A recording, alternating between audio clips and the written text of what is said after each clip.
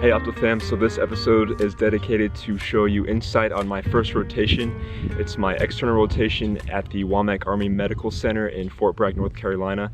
And I will start by saying that this is only my experience. Other students have different perspectives, but I wanted to walk through with you my expectations and realities of rotations, some things that I've learned along the way that have helped made me better as a clinician, and then I'll kind of share my strengths and weaknesses with you too.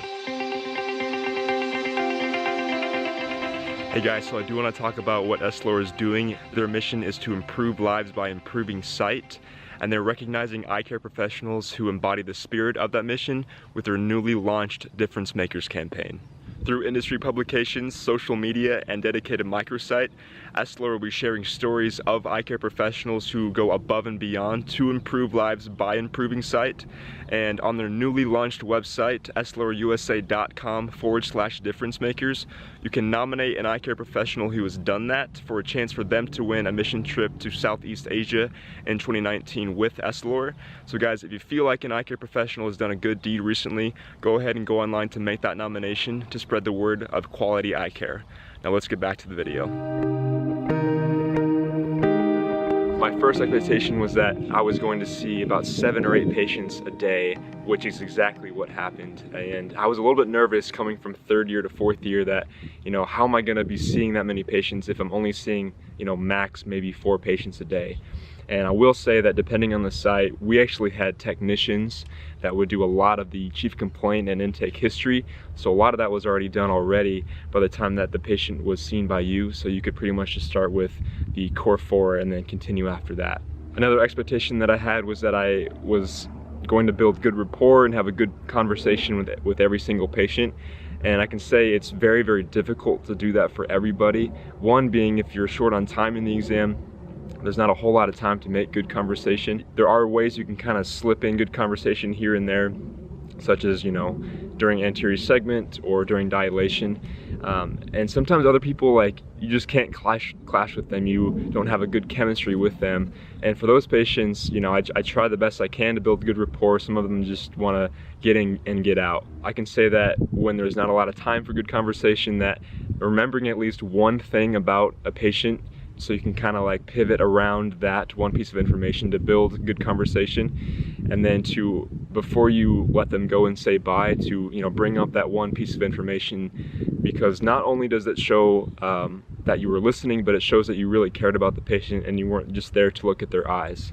That's something that I always keep as a rule of thumb and something I keep in my back pocket, especially to just keep that good rapport and to keep patients coming back to see you, because it's really important as an eye doctor to be well either liked or respected that way, not only by looking at their eyes. An expectation that I didn't have was how much of a skill charting is. Charting is a very, very detailed puzzle, and it takes a long time to get really good at it, because you have to, first of all, be super attentive to detail. You have to match the chief complaint, make sure that you have the pertinent negatives in the body of the chart, and then make sure that the assessment and plan reflects, pertinent negatives and other very important details. And even, for example, if a patient has a certain medication, but they didn't tell you that they have a certain medical condition, so if they're on a beta blocker, but they didn't report that they have hypertension, you have to make sure that if they're on a atenolol, then they have hypertension in their medical history, because a lot of patients will deny that they have hypertension or even diabetes if they're being well controlled on their medications. They just kind of forget about it. So thinking about things like that really makes a good chart, and so you don't miss anything.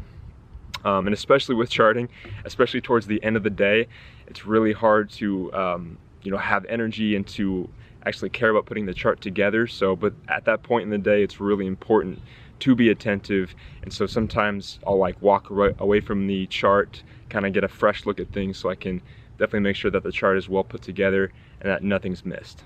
So something else that I realized that I didn't expect was to overlap patients. So when one patient's dilating and the next is ready to see you, that if you want to make efficiency, you have to be able to do that. But with that, you have to remember 2 different stories. And so if you bring up, some information in front of one patient that was actually for the other one, it kind of makes you look like you don't know what you're doing, and I've definitely done that. I've been really embarrassed doing that a couple times. With situations like that, I'll just try to write something down, or really make sure that I remember exactly which patient matched with which exam finding or whatever. So guys, now I want to touch on my experiences, what makes a good and efficient clinician. And first and foremost, I want to say that just getting enough experience will make you better. And as straight as and simple as that sounds, being able to tell yourself that you might be slow in the beginning and that your exam style might be kind of rocky. It's very normal to feel that way. But I would say being as organized as you can, make sure you do it correctly first before you get faster at it, just so you don't make haphazard choices in clinic, because with time, speed will come. And I will say that even recently I found myself that I'm able to have a better conversation with patients and do a very efficient exam because I've done it over and over again. So even with like typing a chief complaint, I'm able to listen to what they're saying, and then also listen to their story and like, you know, what they did over the weekend. So it's just a practice of listening, and with clinical experience comes with all of those skill sets. Knowing what to do for your next step is important as well. I have found that when you know what to expect from the patient, whether you look at their history or the reason why they're there, I found it very efficient to either write down everything I'm going to do in the exam before they come, or just make a mental note like I need to add this test or I can take this test out. And that way you don't even have to think like, okay, like they have this complaint, you know, they have this condition, what do I need to do next? Because a lot of times that can be figured out before they actually even come. So preparation is really key there as well. I will also say that you've probably heard that this profession isn't very stressful, but I would say that the type of job that isn't very stressful is no job, because this can be a pretty stressful job, but it also can be pretty laid back depending on the type of day and types of patients you have. Some days you'll have a few patients, you know, that are tough cases, and other times you'll have a ton of patients that are easy cases. So you don't really know what's going to happen depending on what the patient says, but you just have to make sure that you're ready for everything. So now I want to take you through my typical day, and we would start every single morning at 7:30 with a meeting right before we saw our first patient. For about 10 minutes we would bring all the doctors, the technicians, and the front desk staff together to kind of touch on things that the practice needed to work on. And when I say practice, I mean the hospital, but whether it be scheduling or patient care or supplies or whatever it might be, it was just a good way to bring good communication, to create the best efficiency, and patient care as well. And usually I'd have either 3 or 4 patients in the morning, and then an hour lunch break. Usually I would try to chart for my first patients during lunch. Sometimes I couldn't always do that. Sometimes I had to come back after lunch and chart. But then in the afternoon, I would see also about 3 or 4 patients, getting out at about 4:30. But I usually wouldn't get home until about 6, because usually it was like an hour of charting and talking to the doctors afterwards, and then about a 20-30 minute drive home. On my typical days too, my preceptors would give me assignments. This wasn't every day, but sometimes at the end of one day they'd be like, okay, I want you to research the side effects of oral steroids, or look up what the prognosis of a hyphema is, whatever it might be, kind of like atypical situations, just to make sure that you're fresh with your knowledge. And that actually really helped me too, because not only does that make you read it and think about it, but when you report back to your preceptor about it, you're kind of teaching them, but you're verbalizing it, and that really makes it stick too. So I would try to make the efforts, when I wasn't tired and when I had the energy to do so, kind of like take it on myself to research certain topics, and then bring it up to them. And that really helped a lot, aside from just having them give me topics.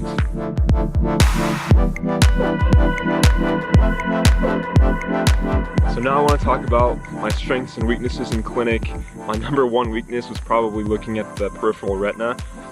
Because in school, at least our school, we were, for boards, they teach for boards, so they have to make sure that we're qualified for that. And the qualification for boards is to hold a peripheral retina view for 3 seconds.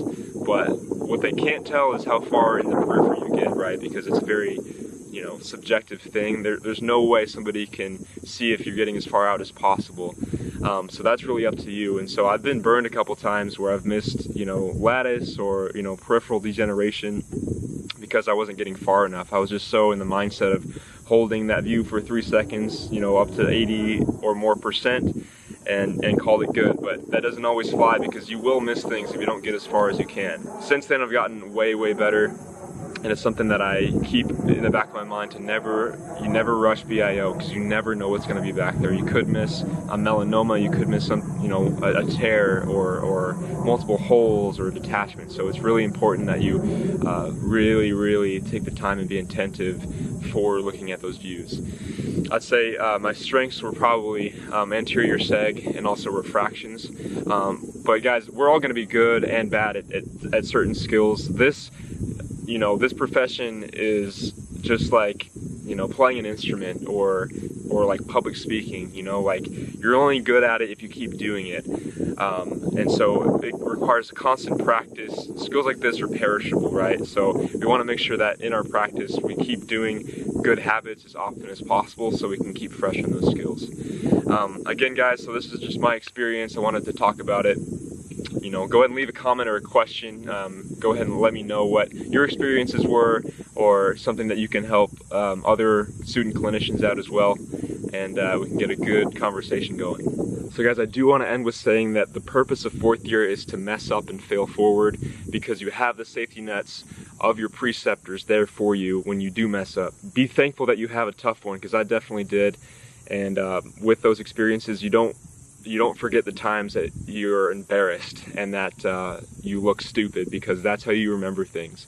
It sucks and it stings while it happens, but you thank yourself way more later on. And it's definitely made me a better clinician. Alright guys, so now I'm going to have my buddy Cam Lowe come and talk about his internal rotation at our school. So let's get to that.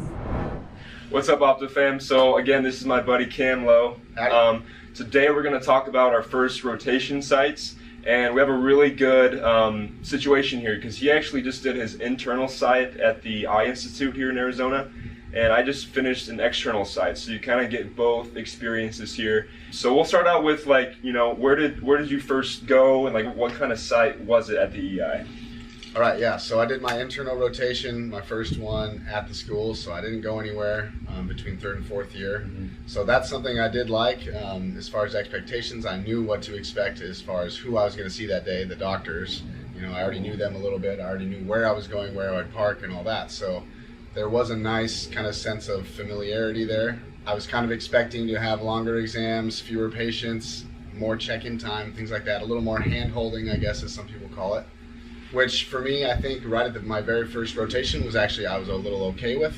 Seeing more patients, transitioning from third year is tough on all of us. I think we all work on efficiency, and efficiency was definitely one of the things that I kind of struggled with at first. But like I said, it was nice to know what doctors I was going to see, and I kind of understood what those doctors liked in an exam and what they focused on. But it was just, it's a lot at first at the Eye Institute. There's a lot of different specialty clinics you get into.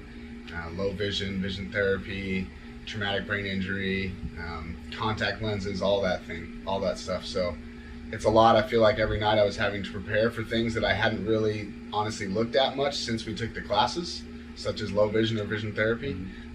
But it was nice, I think, at the very start to kind of get that widespread experience before I head off, and that the rotation on that now is really heavy on posterior segment disease, and I haven't fitted contact, and I probably won't. I won't do vision therapy. Maybe I'll do low vision, but it's a lot more focused kind of in one area. So I think it is kind of nice to get that kind of widespread experience at first at the school. Absolutely. So what do you think was like the biggest like change from third to fourth year? Something maybe that you were prepared for, maybe you weren't so much, what did you think kind of caught you off guard, or something that you expected that you were prepared for? What would you say about that? The biggest thing there, and I noticed it right away, was just the different way that the attending doctors treated you. You could tell there was this sense of heightened expectation, and almost more of like you're almost at their level but not quite, like as colleagues. So they're obviously asking you when you report to them in exam. A lot more now in their fourth year, they're asking you, okay, what do you want to do? What are your thoughts? What are you diagnosing? How do you treat them? When do you follow them up again? So those are things that really in third year they might touch on a little bit, but I felt like it was a night and day difference from the start of my fourth year. Was you're the doctor now, and they're trying to train you to think that way, and to not be just a technician or a data collector, but to interpret the data that you're taking and to figure out how you're going to treat a patient.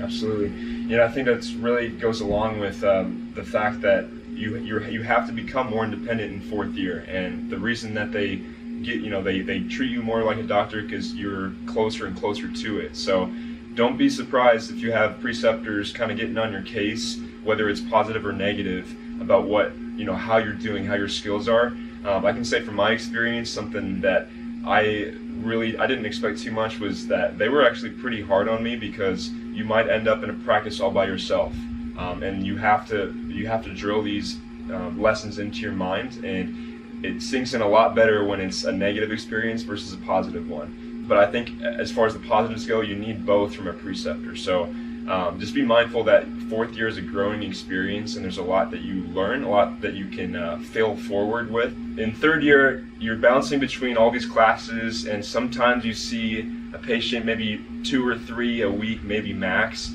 And so how do you think, now that you're seeing patients all day, every day in 4th year, do you feel like your comfort level is improving? Do you think it's not improving so much? What do you kind of think about that? Yeah, absolutely, it's improving. And even coming from a place like the internal rotation, where, to be honest, compared to other sites, you don't see as many patients as far as volume, you still get, compared to 3rd year, way more repetition, to where you're seeing possibly, 4, maybe 5 patients a day, as opposed to 2 a week, in worst case scenario in 3rd year.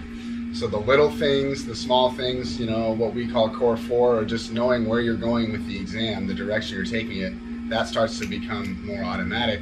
And I began to feel more comfortable in the exam room, where I could kind of talk with the patient a little bit more, kind of work on the rapport, because I wasn't so focused on, okay, what comes after cover test, or what do I do during this part of the refraction.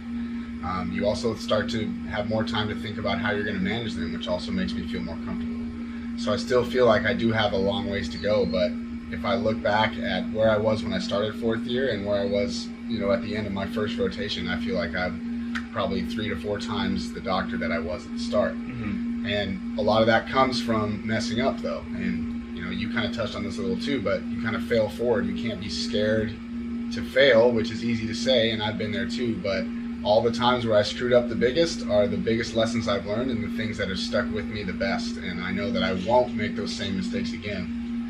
So that's definitely something, a positive I took from that, and what I liked about it. And I definitely feel more comfortable as a doctor in the exam room now. Absolutely, man. Any last minute advice for new 4th year students, or even students getting into 3rd year? How has clinic changed the way maybe an expectation was of clinic versus how it actually was just in general? What would you kind of say? What would you kind of say to look out for, or any type of advice in that manner? My biggest piece of advice, and to some this may be simple, but I think is just to get involved, see as many patients as you can. You'll find that there's ways that you can kind of sink into the cracks or sink into the shadows, and maybe not see as many patients if you don't want. We all get that feeling when we're kind of feeling lazy or we don't want to do something, but I found that the more I fought that, and the more situations I threw myself into in front of patients, then I get more exposure when I have somebody like an attending doctor to lean on and ask for advice. And even if I goof up and I don't do the right thing, I still have this other doctor who knows what we're gonna do, and I know the care of that patient won't falter, won't fail. But then I learn from it. And if you slink through 4th year and you hide and you don't see as many patients, then yeah, you'll have an easy 4th year, but man, that first year out of school is going to be a lot tougher on you than if you went after it 4th year and saw as many patients as you could, because you're still going to have to learn those tough lessons that you avoided in your 4th year. So at my site, there wasn't a strict rule for me to always check in, and for dilation, I should say. And so it's really important to take those moments of independence because eventually you're not going to have someone to fall back on. And it's interesting the way your mind shifts, between subconsciously knowing that you have someone to talk to versus if it's only you. There's a certain responsibility that takes over, and if you don't practice that responsibility constantly, then you might be struggling your first year out of school. So, Cam, appreciate it. So guys, thanks for listening. If you have a comment or a question, or if you're a fellow student doc or a doctor, and you want to get your voice heard out, go ahead and leave a comment or question under here, and we'll get a good conversation going. But OptoFam, keep staying bold, keep staying passionate and hungry, and we'll see you next time.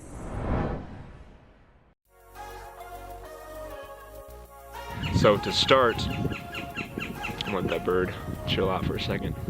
Thank you. There's that bird again. Oh, there's its friend. Jeez.